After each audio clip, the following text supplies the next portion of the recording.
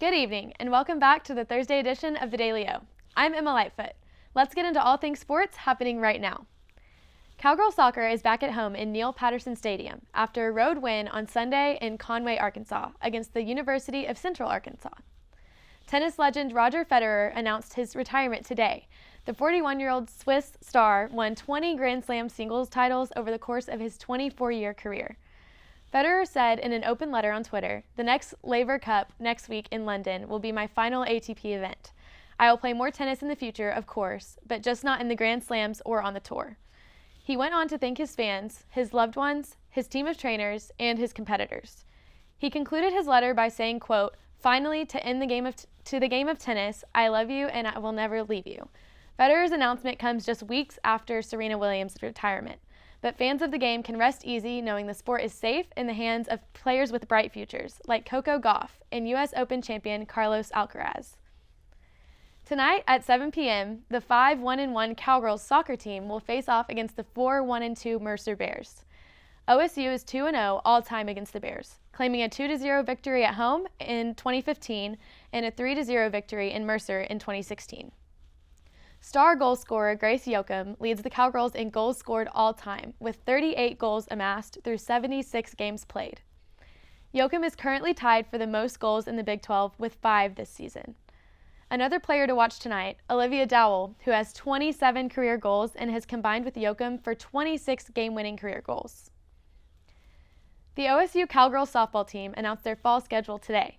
They will open the season on September 28th versus the University of Science and Arts of Oklahoma. They will also play Wichita State, the University of Missouri-Kansas City, Central Arkansas, West Texas A&M, and Seminole State, and will end the season versus the University of Tulsa on October 27th. We are going to take a quick break, but don't turn away. After the break, we have new details about Brett Favre's scandal and the update to the Phoenix Suns investigation. We use the very best of the best ingredients. Demerara sugar is the best there is. Very high quality fruits, berries. The milk we use is the best milk there is. That's why it makes our product stand by itself. I like to make yogurt because I like to eat yogurt. We've been doing this for ourselves for many years because it's a tradition in our family. And we want to have a product which would be very similar to French yogurt, but with our touch of uniqueness, linking our name, our product, with the reputation of the Made in Oklahoma Coalition was probably the best thing we have done as far as promoting our product.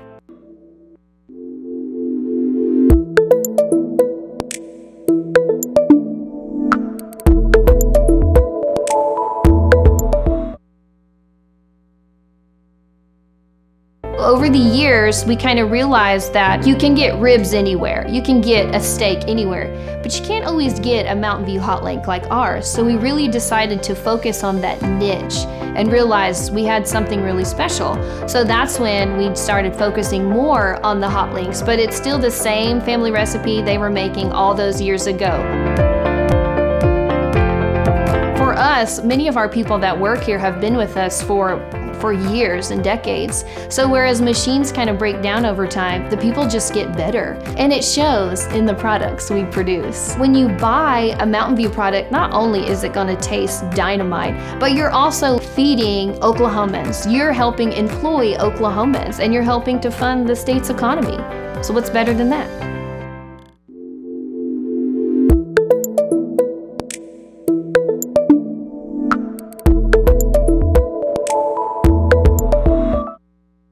Welcome back to the Daily O. Now on to our next story. Former Green Bay Packers star Brett Favre has landed himself in hot water, allegedly working with the Mississippi governor to funnel millions of dollars of welfare money to his daughter's college for a volleyball court. In basketball news, the NBA issued a report on... Used to build.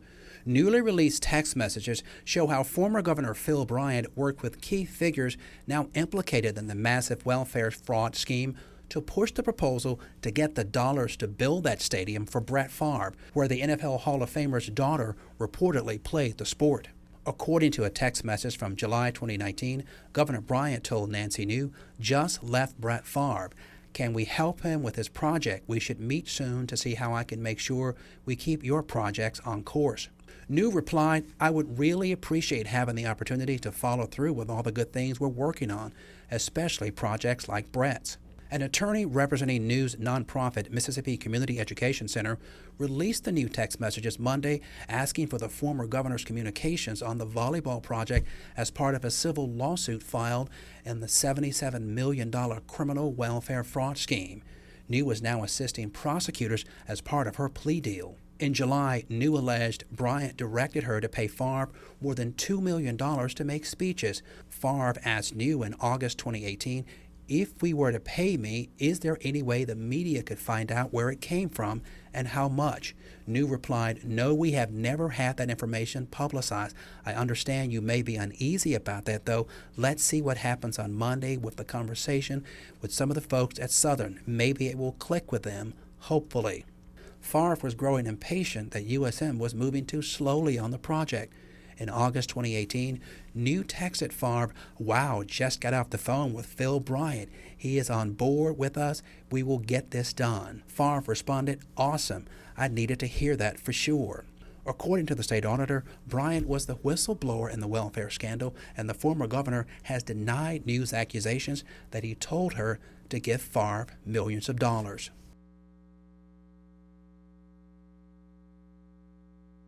In basketball news, the NBA issued a report on Tuesday announcing that it has finished its investigation into the Phoenix Suns organization and workplace culture. The investigation began in November of 2021 following an ESPN article alleging suspect conduct by the Suns owner, Robert Sarver. Robert Sarver, the investigative team conducted interviews with 320 individuals, many of whom worked for the Suns during Sarver's tenure. They also reviewed over 80,000 documents, including emails and text messages. They found that the Sarver, quote, engaged in conduct that clearly violated workplace standards, end quote. The report goes on to detail some key findings. It says that Mr. Sarver, on at least 5 occasions, repeated the N-word when recounting the statements of others. Mr. Sarver also engaged in inequitable conduct toward female employees, making inappropriate sex-related comments in the workplace. Lastly, Mr. Sarver engaged in demeaning and harsh treatment of employees, including by yelling and cursing at them. Sarver has been suspended from all NBA-related activities for 1 year. He also has been fined $10 million, and during his suspension will be required to complete a training program focused on respect and appropriate conduct in the workplace. There were a lot of strong feelings about the punishment handed down to Sarver. LeBron James tweeted out after the announcement stating that the punishment was not enough, and there is no place for misogyny and sexism and racism in any workplace. Chris Paul tweeted out saying that he was disappointed and horrified by the release of the report. He echoed James' sentiment that the punishment did not go far enough in addressing the problem. We are going to take a quick break, but stay with us. We are talking baseball and Thursday night football after the break. This is the Daily O. Kristen Hawkins. I went to Oklahoma State University here in Stillwater in 99 to 2004. I've always felt like Stillwater needed more family-friendly things to do, and we have opened up AR Workshop. We do everything from knitting blankets that can be done in a 3-hour class. We create doormats and porch signs, the Christmas wreaths with our yarn that we use for the blankets. We also do, we just started a new project for gnomes, and we've done pumpkins during the fall. But our big thing that we do here are interior signs.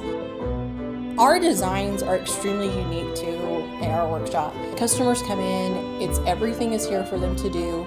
They create everything. They can be as hands-on as they want. They came in here to relax and have fun, and that they are proud of their project that they've made.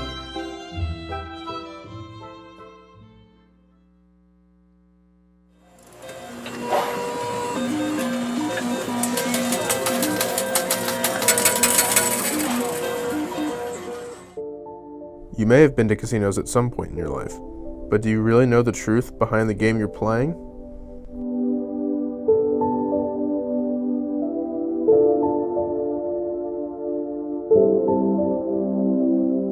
And the casinos were very polemic or very controversial when they came out. But the truth was, that's all the federal government gave us. Casino is owned by the Chickasaw Nation, and has roughly 600,000 square feet of dedicated gambling space, making it the world's largest casino.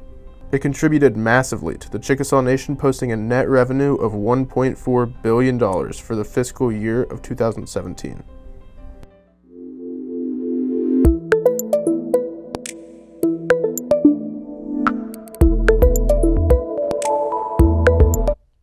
The Las Vegas Aces will look to become the WNBA champions tonight.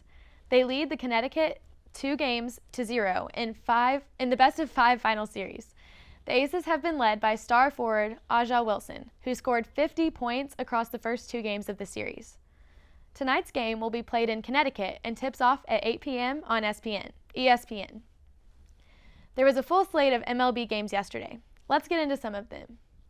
The St. Louis Cardinals took down the Milwaukee Brewers 4-1 in St. Louis, led by runs by Nolan Arenado, Brendan Donovan, Tyler O'Neill, and Lars Nootbaar. In Texas, the Rangers fell to the Oakland Athletics by a score of 7-8. The Rangers will look to get back in the win column tomorrow when they play the Tampa Bay Rays. The San Francisco Giants defeated the Atlanta Braves 4-1 yesterday, led by 2 runs by David Villar. The Braves now have a record of 88-55 and will play the Philadelphia Phillies tomorrow. And lastly, the Minnesota Twins defended their home field yesterday, shutting out the Kansas City Royals 4-0. In NFL news, an AFC West matchup kicks off tonight between the Los Angeles Chargers and the Kansas City Chiefs at Arrowhead Stadium in Kansas City. Both teams are coming in with wins last week and are looking to take charge of the division with a win tonight. 2 of the league's top quarterbacks, Justin Herbert and Patrick Mahomes, will be key factors in tonight's game. Both quarterbacks threw for over 250 yards in Week 1 and are in contention for the MVP award already. Herbert's lead wide receiver, Keenan Allen, is out with a hamstring injury. Free agent J.C. Jackson is still out with an ankle injury. Chiefs kicker Harrison Butker is also out with a left ankle injury. Rookie cornerback Trent McDuffie is also out with a strained hamstring after a strong first game. The game will be streaming exclusively on Amazon Prime Video and will begin at 7:15. When we come back, we'll show you yesterday's play of the night and tell you what happened on this day in sports history. Don't go anywhere. You're watching The Daily O. Most beautiful and unique states in the USA. With diverse geographies, the historic Route 66, unforgettable restaurants, and some of the greatest people on the planet. With so much to see and so much to do, living in Oklahoma means one of the best vacation spots is right in our own backyard. Doesn't this story need to be told? As filmmakers and photographers based right here in Oklahoma, we thought so. And hey, who doesn't like a good road trip? So, we packed up our cameras, teamed up with Lieutenant Governor Matt Pinnell and the Oklahoma Tourism and Recreation Department, and that's how this series was born. We want to show you why traveling within the great state of Oklahoma is a great idea. So come join us for thousands of miles over the next year, from Broken Bow to Black Mesa. This is the Oklahoma Road Trip.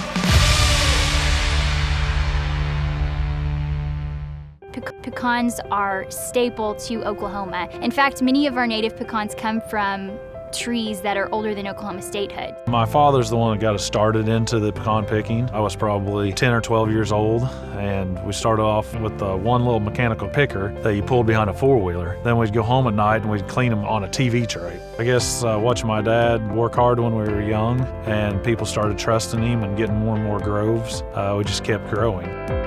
Being a relatively new and fresh company, we get to sit in the same room with people who have been a part of the Oklahoma economy for decades. It's opened a lot of doors. It's gave us quite a bit of exposure, and I think people, will take a small company like us a little more serious. We're just going to continue growing as long as our community lets us and our customers keep on buying, and we'll see where it takes us.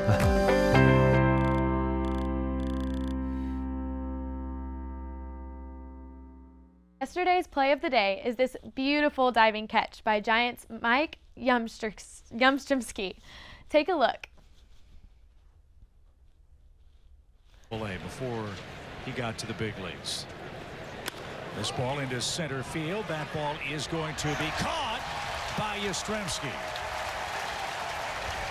Diving catch in center. Retires Grissom.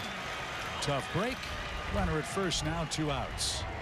Boy, the way that ball was sinking, I thought this ball was maybe going to fall out there. But if it did, it could have been trouble. But I think that's why Vaughn coming up too. What Michael was able to do probably get. Now it's time for On This Day in Sports History. In 1978, Muhammad Ali beat Leon Spinks for the heavyweight boxing title. In 1991, the U.S. women's gymnastics team won their first world championship medal, taking silver. And on this day in the year 2000, the 27th Olympic Games opened in Sydney, Australia. That's all for the Daily O. Thank you for tuning in. We'll be right back tomorrow for another edition. I'm Emma Lightfoot. Good night from all of us here at the Daily O.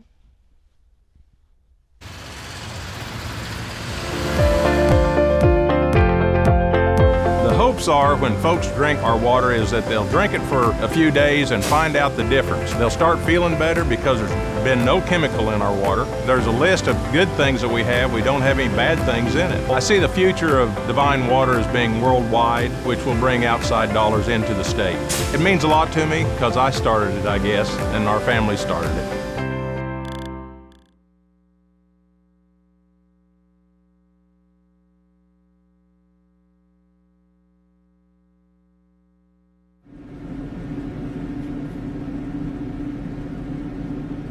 Imagine your children, everyone's in bed. It's 1:30, 2 o'clock, 3 o'clock in the morning, and you're awakened by gunfire, by fires, by screaming, by yelling, all in the middle of the night. Hundreds of whites go into Greenwood and systematically, street by street, go in and loot and burn. The entire business district is burned in the massacre. So all those businesses are destroyed. I mean, they literally dropped bombs on Greenwood. They dumped our ancestors in graves, mass graves.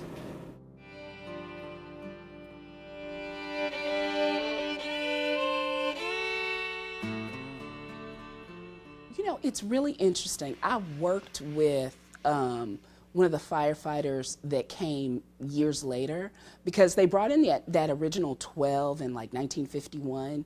And so you thought they brought in some more in 1952. It was more than 10 years before they brought in any more black firefighters. It might have been more like 15. I'd really have to go back and look.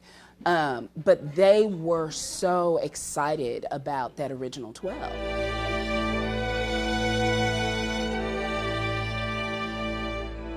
Theaters, nightclubs, variety stores, you name it. Pool hall, recreation, man. Now it's one block. So when I remember it and recall, there's a hurtful feeling because I know what it has been.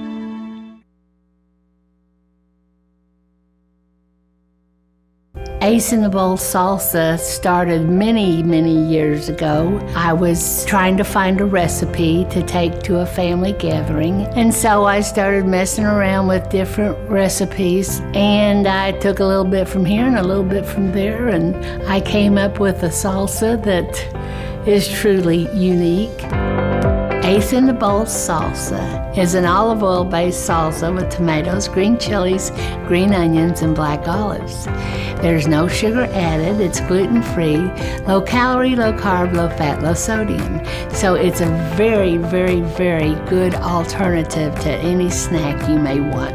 As of right now, I'm just looking to be in Oklahoma and having a successful business within the state. If my grandkids could ever take it over when they're old enough, that would be my dream.